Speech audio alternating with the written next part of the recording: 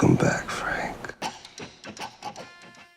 Hey everybody, this is going to be my Punisher Easter eggs and references. It's probably one of the most self-contained of the Marvel series, but there's still obviously a lot of comic book references and references to the other stuff that's been going on, so just careful for spoilers if you haven't seen it yet. But if you are finding me for the first time, we do Marvel every week, so be sure to subscribe to get everything, because we have crazy Infinity War stuff coming up.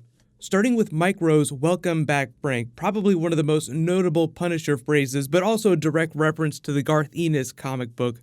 When he's in that pre-credit sequence in episode 1, that's sort of the period in between Daredevil Season 2 and Defenders. So if you wondered why Punisher wasn't around during Defenders, it's because he was taking down the Nucci crime family. So the funny thing about that is that they're part of the main antagonist from the Welcome Back, Frank storyline. He mows through their entire organization from top to bottom before he comes back to start swinging that hammer, Thor style. One of the biggest ones and one of the biggest changes was the Jigsaw character. So Billy Russo becomes Jigsaw in the comics. The way he actually transforms into Jigsaw is the same, like the carousel at the end. When Punisher scrapes his face across that plate glass, that's how he became Jigsaw in the comics. So even though they did the Strangers on a Train Hitchcock thing at the very end, and it's very different from his comic book persona, the way he became Jigsaw is the same. So very clearly, they'll set him up to be one of the antagonists if Punisher gets a season 2. We won't find out about that for a little while though. But what I'm hoping is because Jigsaw goes to work for the mob after he becomes Jigsaw in the comics, I'm hoping he just goes to work for the Kingpin and they can just tie him in with that.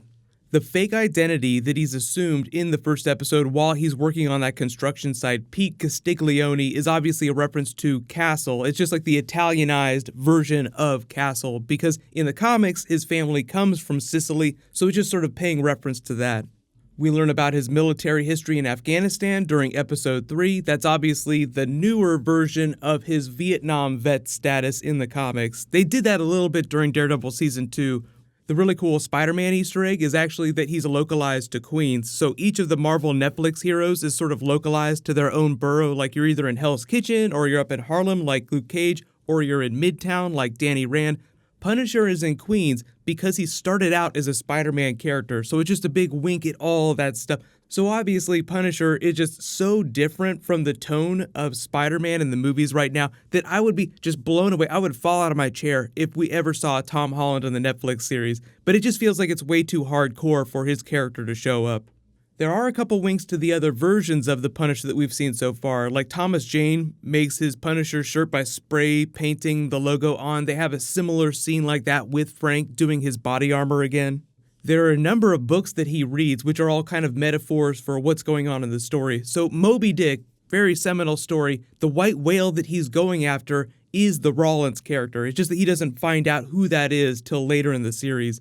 There's The Crack Up by F. Scott Fitzgerald. There's Cyborgs and Barbie Dolls, Feminism, Popular Culture, and the Post-Human Body. And then it's a little on the nose, but in the flashbacks, Jigsaw is reading The Picture of Dorian Gray. Throughout that story, the character gains his immortality, then just proceeds to destroy the lives of everyone around him for his own personal gain, while at the same time, the picture of Dorian Gray continues to manifest the evil within Dorian Gray. So the picture becomes a mirror for his evil, just becoming more and more grizzled. But at the end of the series, they have that visual imagery of him with all the cut-up cheeks and Frank making him stare into the mirror. So it's like he's actually staring at his own portrait. So the entire Jigsaw story is sort of the picture of Dorian Gray. When Lewis is watching Rumble in the Jungle with his father on the television, that Muhammad Ali fight, that's from 1974. That's also the same year that the Punisher debuted in the comics. Remember, it's Amazing Spider-Man number 129, because originally he started out as something of a Spider-Man villain.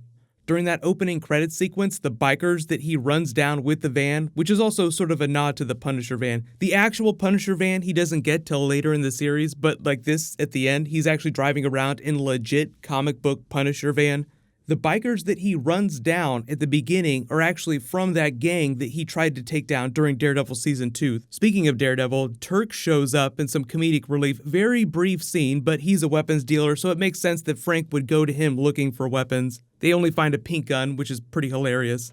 There's a news headline inside Karen's office that reads "Chaos Under the Streets," which is a reference to everything that happened during Defenders, just reminding you about where this takes place, but they kind of handle that with the pre-credit sequence in the first time he meets Karen. So if you're wondering where Daredevil is right now while this is all happening, they still believe that he's dead. He's still being taken care of by these nuns. They'll pick up with that during Daredevil Season 3, which is also probably where Punisher will show back up, because he said, "See you around Red," so that's probably a wink to him coming back during Daredevil. They brought back that news station WHIH that we saw viral teasers for back during Avengers Age of Ultron. We saw it during Agents of S.H.I.E.L.D. I think we also saw it during Captain America Civil War. They use it as sort of like their CNN, Fox News that goes after the Avengers and the Marvel characters, even though they're doing good things.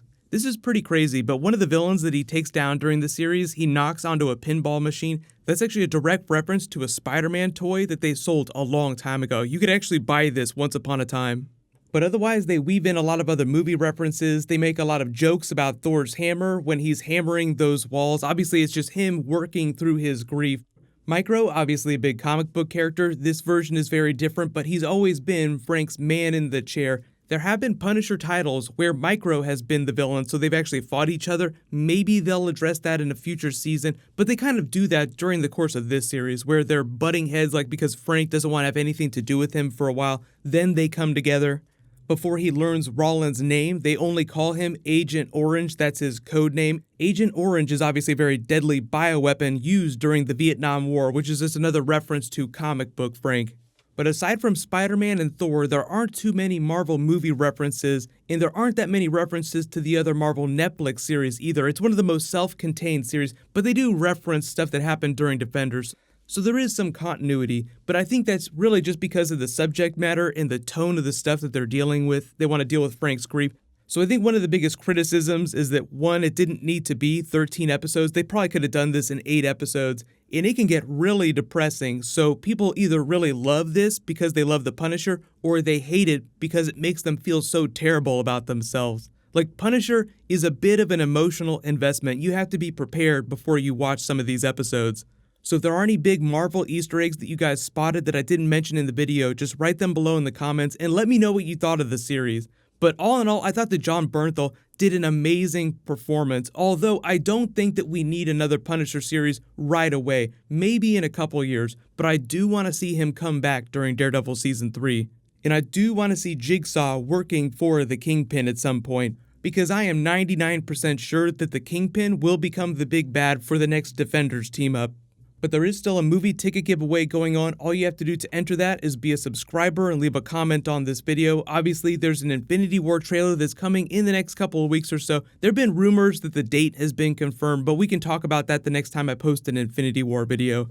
Next up, some big Justice League bombs just dropped. They started releasing actual post-credit scene stuff and talking about the deleted post-credits, so that video will post in a little while. But you can click here for that funny Ant-Man Infinity War teaser, and you can click here for the trailer for the big DC TV crossover. Thank you so much for watching. Everybody stay awesome. I'll see you guys tonight.